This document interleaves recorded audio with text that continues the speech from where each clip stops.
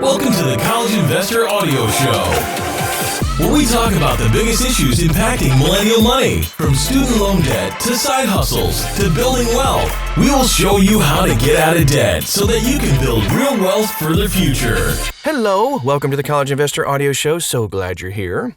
Today we take a look at how grandparents can save and gift money for a grandchild's college education. Very interesting today. Let's take a look at it.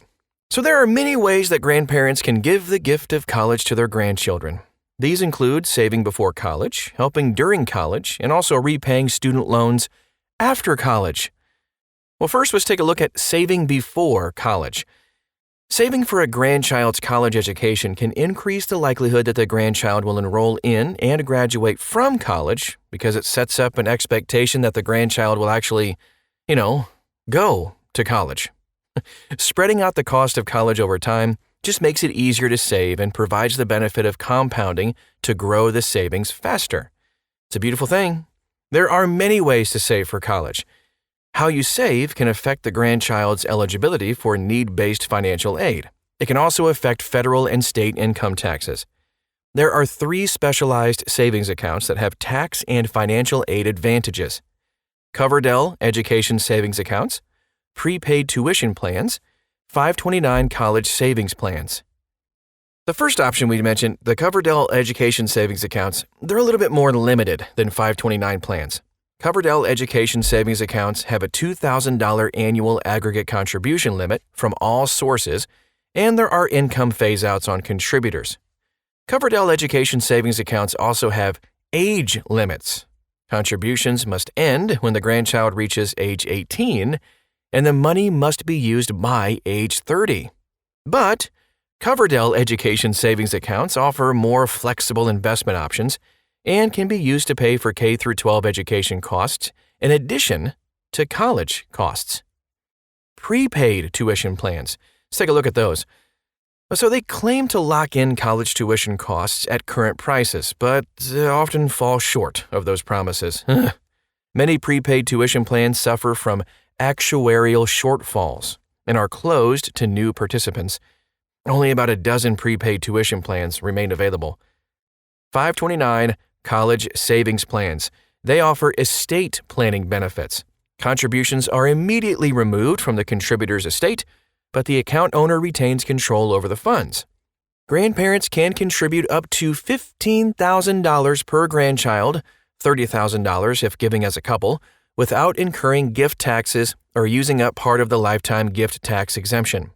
Super funding, 5-year gift tax averaging, lets grandparents give 5 times as much per beneficiary as a lump sum, $75,000 per grandchild, $150,000 as a couple, and have it treated as though it were given over a 5-year period.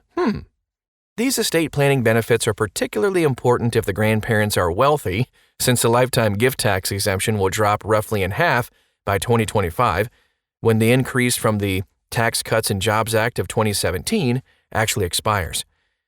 Earnings in a 529 plan accumulate on a tax-deferred basis and are entirely tax-free if used to pay for qualified education expenses. 2/3 of the states offer a state income tax deduction, or a tax credit, based on contributions to the state's 529 plan. 7 states allow the state income tax break on contributions to any state's 529 plan. A 529 that is owned by the grandchild or the grandchild's parent is treated more favorably on the free application for federal student aid, FAFSA, than money in a custodial bank or brokerage account. Grandparent-owned 529s are treated less favorably, but this will be changing in 2024 and 25, and there are effective workarounds before then too. For example, the grandparent could wait until January 1st of the grandchild's sophomore year in college to take distributions without affecting financial aid eligibility in a subsequent year, assuming that the grandchild graduates in 4 years, of course. Or a year's worth of money can be rolled over to a parent-owned 529 in the same state after the FAFSA is filed. Plus, nothing stops a grandparent from contributing to a grandchild or parent-owned 529. U.S. savings bonds are popular among grandparents. The interest on Series EE and Series I savings bonds, purchased in 1990 or later, is tax-free if the bonds are used to pay for college or rolled into a 529, subject to income phase-outs. But the grandchild must be a dependent of the bond owner to qualify for the interest income exclusion. The interest rates are low. Each grandparent can buy up to $10,000 in savings bonds per year. You can visit treasurydirect.gov for more on that. Or thecollegeinvestor.com. We got a link set up for you. Custodial bank or brokerage accounts, like a UGMA or UTMA account, provide limited tax benefits. The first $2,200 in unearned income, such as interest, dividends, and capital gains, is taxed at a lower tax rate than parent income under the kiddie tax rules. The first $1,100 is tax-free, and the second $1,100 is at the child's tax rate. Beyond this, the unearned income is taxed at the parent's rate. But these accounts are reported as a student asset on the FAFSA, which will reduce eligibility for need-based financial aid by 20% of the asset value. The grandchild also gains control over the account when they reach the age of majority. The money is not earmarked for college costs. A Roth IRA in the grandchild's name is worth considering if the grandchild might not be going to college. It can give the grandchild a head start on saving for retirement. Annual contributions are limited to $6,000 in 2021, subject to income limits, of course. If the grandchild decides to go to college, the money in the Roth IRA will not be reported as an asset on the FAFSA. But distributions will count as income, including a tax-free return of contributions from the Roth IRA.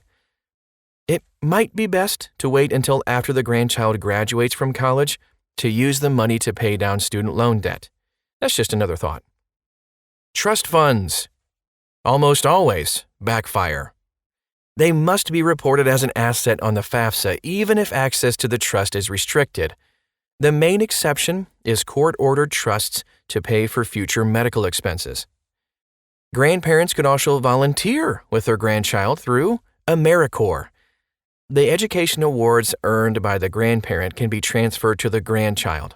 The education awards can be used to pay for college costs or even repay federal student loans. The other option we'll talk about today is paying during college. If the grandparents want to give a gift to help pay for college costs, they should give the money to the parents, not the grandchild. Gifts to the student count as untaxed income on the FAFSA, reducing eligibility for need-based aid by as much as half of the gift amount. Although we did mention this earlier, but this will be changing starting with the 2024-25 FAFSA, when gifts to the student will no longer affect aid eligibility. But in the meantime, gifts to the parent do not get reported on the FAFSA. There is a gift exclusion for direct payments of college tuition in the Internal Revenue Code of 1986. This is just for payments of tuition. It does not include fees or other costs like textbooks or room and board. It can also reduce the student's eligibility for need-based financial aid by the full amount of the direct payment, depending on the college's policies, of course. Avoiding gift taxes on a direct payment is often not needed, since the $15,000 annual gift tax exclusion is usually sufficient. Grandparents can also give the money by contributing it to a 529 for the student, even if the student is already enrolled in college. Co-signing private student loans may be a bad idea, since the grandparent may have to repay the loans if the grandchild is unable or unwilling to repay the debt. Lending money to the grandchild or parent may also yield an uncomfortable situation if the borrower defaults. Such loans are not eligible for the student loan interest deduction and can be discharged in bankruptcy. If the loan is for more than $10,000, the grandparent must charge interest at a statutory rate specified by the IRS. If the grandparent decides to forgive the debt, the amount forgiven will be treated as taxable income to the borrower. Lots of stuff to think about. A grandparent can claim the American Opportunity Tax Credit or the Lifetime Learning Credit, tax credits, I should say, on amounts paid for tuition and textbooks, but only if the grandchild is the grandparent's legal dependent, like if the grandparent has adopted the grandchild. Now the last point we're going to make today, repaying after college. Grandparents can give a gift after the grandchild graduates from college to repay their student loans. And this will not affect the grandchild's eligibility for need-based financial aid, since they'll already be graduated. Promising to repay their student loans can give the grandchild an incentive to graduate. If there is leftover money in the grandchild's 529, the account owner can take a qualified distribution of up to $10,000 per borrower to repay student loan debt. This is a lifetime limit per borrower, not per 529 plan. And that is our show for today. I know that was a lot of info. You can check out thecollegeinvestor.com, copy and paste the title of this podcast into the search bar.